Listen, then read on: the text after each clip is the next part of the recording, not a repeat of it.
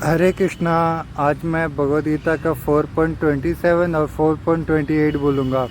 तो गीता बोलने से पहले हरे कृष्ण कृष्ण कृष्ण हरे हरे, हरे राम राम राम हरे हरे।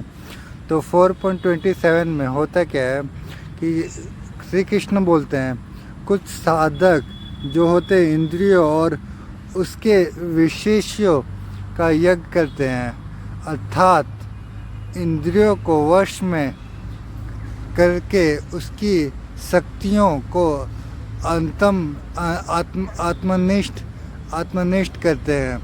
तो इसमें इसका मतलब ये है कि कुछ लोग जो होता है ना, इंद्रिय को काबू करके अपना समय को ये पूजा पाठ करते हैं, और कुछ लोग जो इंद्रियों को मतलब इंद्रियों की जो शक्तियाँ होती है उसको अंतम निष्ठ करते हैं, मतलब कि अंतिम निष्ठ,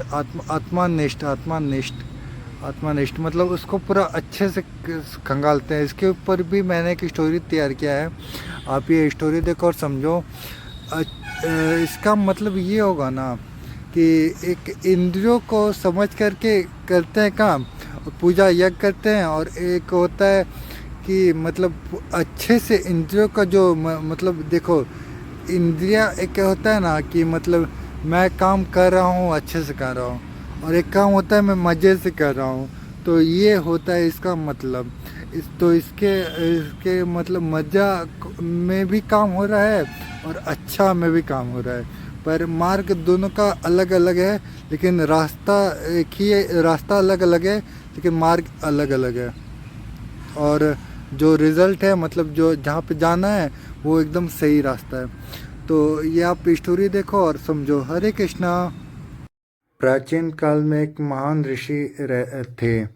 वे अपने शिष्यों को ये शिक्षा देते थे कि साधना केवल पूजा पाठ में ही नहीं, बल्कि अपने इंद्रियों और प्राणों और पर नियंत्रित रखने में है, मतलब प्राण पर नियंत्रित रखने में है। एक बार उनके एक शिष्य ने पूछा, गुरुदेव, हम यज्ञ तो अग्नि में आहुति देकर करते हैं, पर ये इंद्रियों और प्राणों की आहुति कैसे दी जाती है?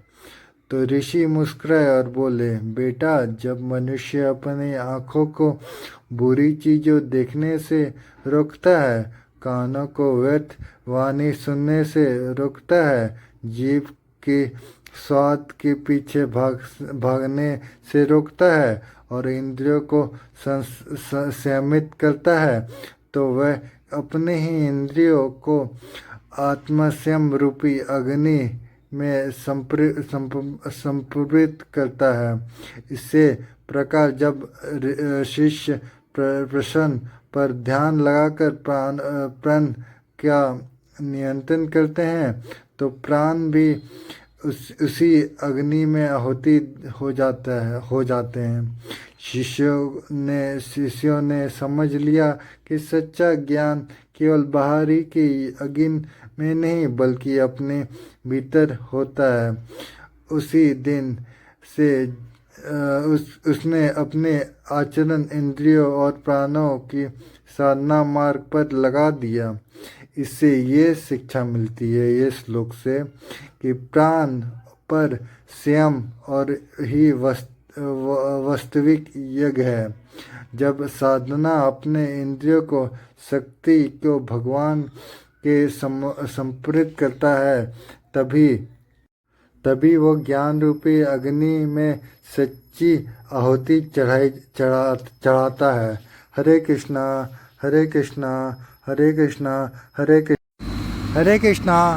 मतलब 4.28 में क्या है कि श्री कृष्ण बोलते हैं कुछ साधक अपनी संपत्ति का यज्ञ करते हैं, मतलब कि मतलब वो बहुत ज़्यादा अमीर है तो वो अपना संपत्ति का मतलब बांट के दूसरे का भला करेगा, तो वो भी अच्छा बात है। और कुछ तपस्या का यज्ञ करते हैं।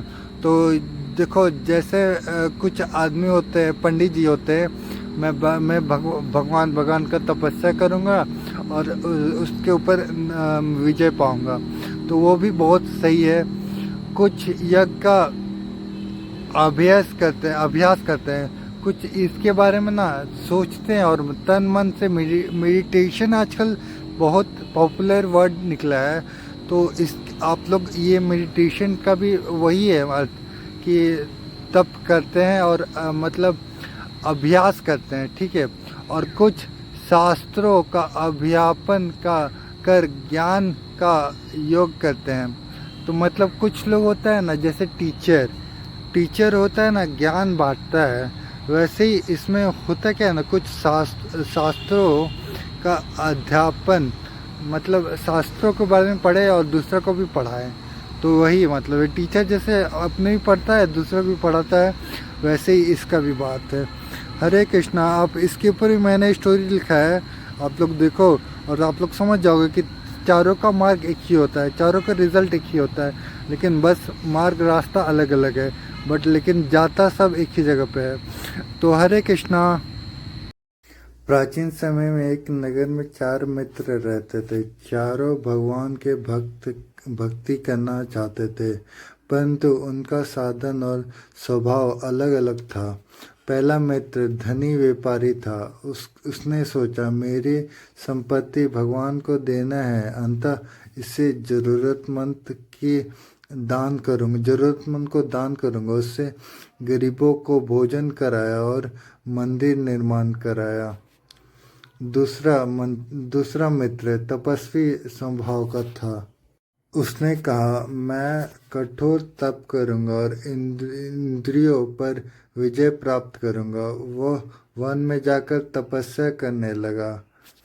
और जो तीसरा मित्र था, वो योग में निपुण था। उसने कहा, मैं प्राणायाम और अधन के द्वारा आत्मा को परमात्मा से जोड़ूंगा।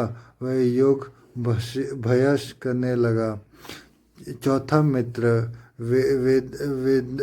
वेदनाओं में मतलब पढ़ने में बहुत अच्छा था, उत्तम था। उसने कहा, मैं वेद शास्त्रों का अध्ययन और चिंतन कर ज्ञान प्राप्त करूंगा और उसे दूसरे को बांटूंगा। समय बीतने लगा, पर चारों मित्र फिर मिले। उन्होंने चारों बात आपस में मार्ग का अनुभव साझा किया। सबने पाया कि यज्ञ के अनेक रूप है, पर उद्देश्य एक ही है, ईश्वर को अपना आपस में और आत्मा शुद्ध करना। इसे ये शिक्षा मिलती है इस श्लोक से। श्री कृष्ण बताते हैं, मनुष्य अपनी प्रकृति और समाधान के अनुसार अलग अलग प्रकार से यज्ञ कर सकता है। कोई दान देकर, कोई तपस्या से, कोई योग के द्वारा और कोई ज्ञान प्राप्त करके।